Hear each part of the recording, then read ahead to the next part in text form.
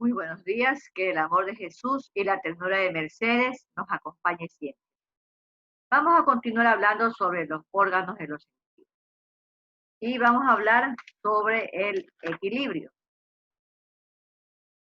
El equilibrio es el sentido que nos permite percibir y controlar la postura del cuerpo.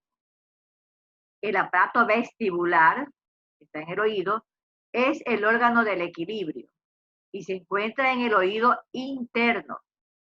Está compuesto por canales semicirculares, que son conductos llenos de un líquido denominado endolinfa, y los órganos otolíticos, pequeños sacos llamados sáculo y utrículo, y estos contienen gránulos calcáreos que que reciben el nombre de otolitos.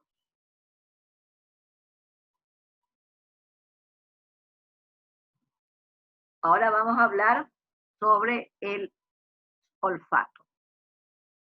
Gracias al sentido del olfato, captamos estímulos producidos por la presencia de sustancias químicas en el aire o bien en los alimentos que entran en la boca.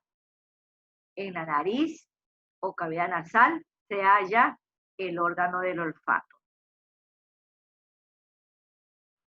Vamos a ver las partes de la cavidad nasal.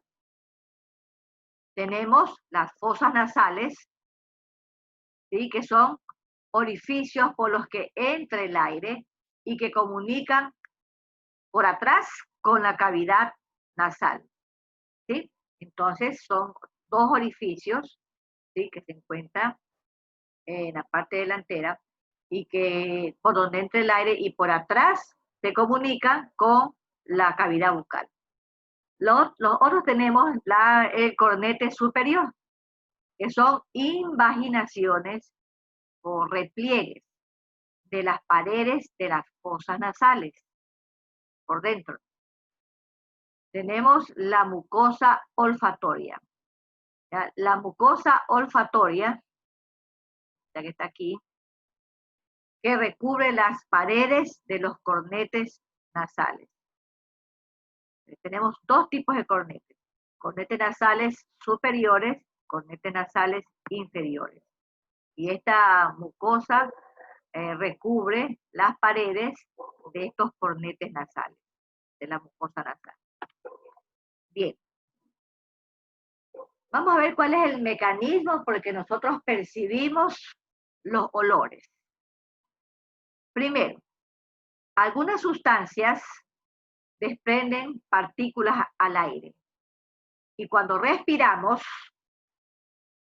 estas partículas penetran en las fosas nasales y se ponen en contacto con los receptores de la mucosa nasal. Aquí están los receptores. Las partículas entran y se ponen en contacto con los receptores de la mucosa olfatoria. Bien, segundo, el contacto entre estas sustancias y los receptores de la mucosa olfatoria desencadena un impulso nervioso que es transmitido a los centros nerviosos. Estos son los centros nerviosos y este es el nervio olfatorio. Y así se transmite este sentido del olfato a través del nervio olfatorio hacia el cerebro. Vamos a hablar ahora sobre el sentido del gusto. El sentido del gusto nos permite percibir diferentes características de los alimentos: dulce, salado, ácido, amargo. En la lengua se encuentra el sentido del gusto y en ella diferenciamos las papilas gustativas, que son invaginaciones o repliegues de la lengua, y los botones gustativos, que son estructuras en las que se encuentran los receptores del gusto. ¿Sí? Bien, entonces aquí está la lámina de la lengua, donde se encuentran las papilas gustativas y los botones gustativos. Entonces vamos a ver cómo es el mecanismo, el proceso por el que percibimos el gusto. Las sustancias que entran a nuestra boca se disuelven al estar en contacto con la saliva, ¿ya? Y con las papilas y los botones gustativos. Ahí se disuelve. En ellos se produce un impulso nervioso que es transmitido hacia los centros nerviosos, ¿sí? Por los botones gustativos. Y así es llevado hasta el cerebro este sentido. Entonces aquí en la lengua vemos distribuido más o menos dónde se perciben los diferentes sabores. En la parte de atrás, lo amargo. Aquí en la parte central y lateral, el ácido.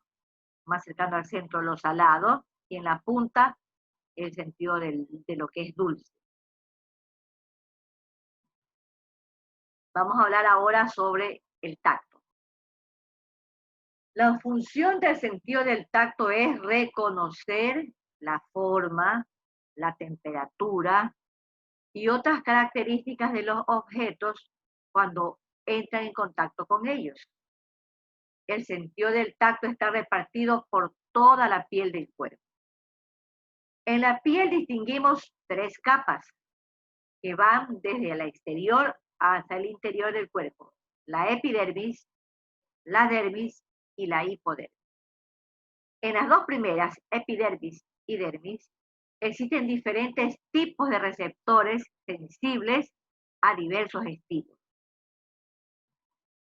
Entonces, tenemos la epidermis, que es la capa externa de la piel, ¿sí? Aquí ve lo externo de la piel, formada por tejido epitelial.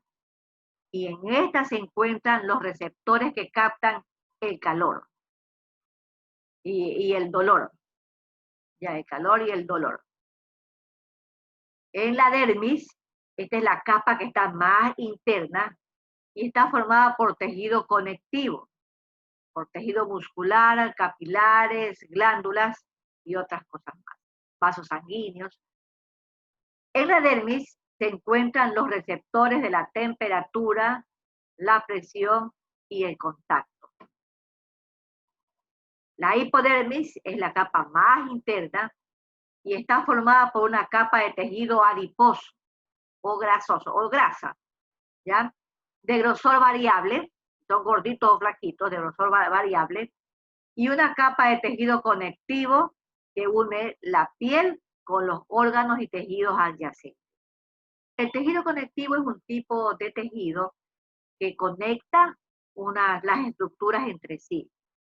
Es como decir, por ejemplo, yo tengo una pared, está formada por ladrillos, y el ladrillo y ladrillo, entre ladrillo y ladrillo hay cemento, ¿no? El cemento es el que pega los ladrillos. Así es el tejido conectivo, es la sustancia que une los diferentes órganos. Entonces así está formada nuestra piel. ¿Bien? Entonces aquí tenemos una lámina de la piel.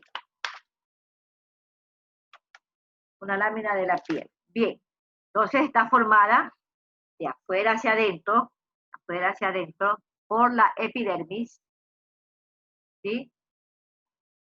Por la dermis, que es la capa media, está abajito de la epidermis, abajito de la epidermis.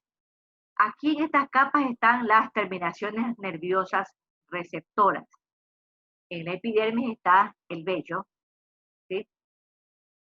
En la dermis, además de estar algunas terminaciones nerviosas, hay también glándulas sebáceas, glándulas sudoríparas, que dan el sudor. Las sebáceas son las que dan como la grasa a la piel. Las sudoríparas dan el sudor a la piel, ¿sí? Esto encontramos en la dermis. Y la hipodermis es la capa más profunda de la piel. Encontramos aquí los capilares, ¿sí? El folículo piloso también. Y aquí continúan también en la hipodermis las terminaciones nerviosas.